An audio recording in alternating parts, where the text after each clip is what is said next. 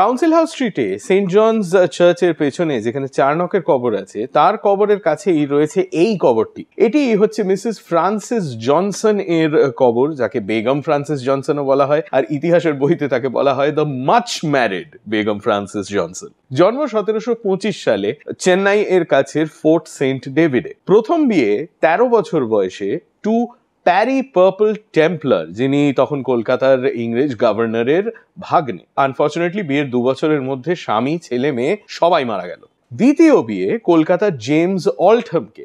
ইনি বিয়ের 2 সপ্তাহের মধ্যে স্মল পক্স হয়ে মারা গেলেন। তৃতীয় বিয়ে একজন হোমরা চোমরার সঙ্গে, উইলিয়াম ওয়াটস, ইস্ট ইন্ডিয়া কোম্পানির কাশিমবাজার ফ্যাক্টরির হেড। এই সময় ফ্রান্সিস এর বন্ধুত্ব হয় সিরাজউদ্দৌলার মায়ের সঙ্গে, তার থেকেই তার নাম হয়ে যায় বেগম ফ্রান্সিস। যখন সিরাজউদ্দৌলা কলকাতা আক্রমণ করেন 1756 সালে, তখন উইলিয়াম ওয়াটসকে ধরে উনি পুরে দেন জেলে। তার স্ত্রী তারপর সিরাজউদ্দৌলার মাকে অনুরোধ করে তার হাজবেন্ডকে ছাড়াতে পারে। তার পরের বছর হয়ে গেল পলাশি, সিরাজউদ্দৌলা তো গেলেন। উইলিয়াম ওয়াটস প্রচুর টাকা পয়সা নিয়ে রিটায়ার করলেন, ফিরলেন ইংল্যান্ডে। 1764 সালে উইলিয়াম ওয়াটস মারা যান। আগামী 5 বছর ফ্রান্সিস থাকেন ইংল্যান্ডে, কিন্তু তার ছেলেমেয়েরা বড় হয়ে যেতে, তারা এস্টাবলিশড হয়ে যেতে তিনি আর ইংল্যান্ডে থাকতে চান না, ভারতে ফিরে আসেন। 1774 সালে ফ্রান্সিস বিয়ে করেন পাদ্রি উইলিয়াম জনসনকে। এবার উইলিয়াম জনসন তখন ব্যস্ত কাউন্সিল হাউস স্ট্রিটে সেন্ট জনস চার্চ তৈরি করানো নিয়ে। সেসব তৈরি যখন হয়ে গেল, তখন উনি ডিসাইড করলেন উনি ইংল্যান্ডে ফিরে যাবেন। স্বামী স্ত্রীর মধ্যে খুব একটা বনিবনা ছিল না, আর ফ্রান্সিসের ইংল্যান্ডে ফেরার একেবারে কোনো ইচ্ছেই ছিল না। ইংল্যান্ডটা তার কাছে নিজের দেশ নয়, ভারতটাই হচ্ছে তার দেশ। তো তিনি তার বরের সঙ্গে একটা রফা করলেন। তিনি তার বরকে বললেন যে তুমি যদি আমায়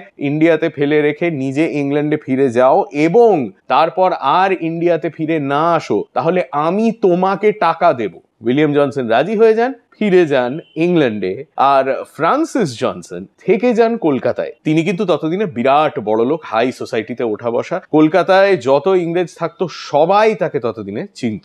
1812 সালে 3রা ফেব্রুয়ারি 87 বছর বয়সে ফাইনালি ফ্রান্সিস জনসন কলকাতায় মারা যান। আর এটা তখনকার দিনে অকল্পনীয়, কারণ তখনকার দিনে ইংরেজরা ভারতবর্ষে এলে 35-40 বছর বয়সের বেশি বাঁচত না। কিন্তু ফ্রান্সিস জন্মেছেন ভারতে, বড় হয়েছেন ভারতে, কাজেই স্বাভাবিকভাবেই এখানকার অসুখ বিসুখে তার ইমিউনিটি বোধহয় গ্রো করেই গেছিল। তো এই হচ্ছে বেগম ফ্রান্সিস জনসনের গল্প। পরের বার গেলে কবরের ভেতরে যে ফলকটা আছে, তার ভেতরে তার গোটা লাইফ স্টোরিটা আপনি পড়েও নিতে পারবেন। কলকাতার ইতিহাসের ব্যাপারে যদি আরো জানতে চান, তাহলে ইনস্টাগ্রামে ফলো করুন আর ইউটিউবে সাবস্ক্রাইব করুন টু হাফ প্যান্ট হিস্ট্রি।